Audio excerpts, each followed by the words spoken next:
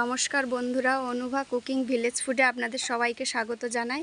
আজকের আমি এই গরমের মধ্যে দুটো শরবত দেখাবো, যেটা আপনারা বাড়িতে বানিয়ে খেতে পারবেন বা কোনো আত্মীয় আসলে তাকেও বাড়িতে বানিয়ে দিতে পারবেন।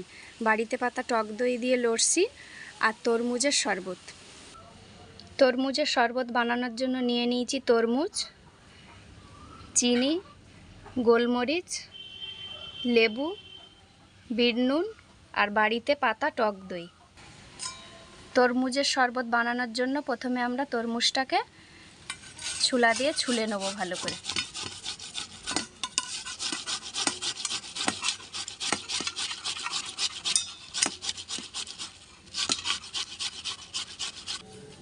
দেখুন বন্ধুরা, তরমুজটা ছোলা হয়ে গেছে। এবার এর মধ্যে দিয়ে দেবো চিনি।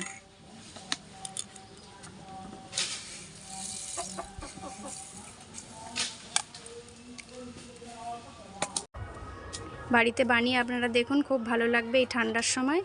এখানেই শেষ করছি। সবাই ভালো থাকবেন, সুস্থ থাকবেন আর আমার চ্যানেলটিকে সাবস্ক্রাইব করবেন।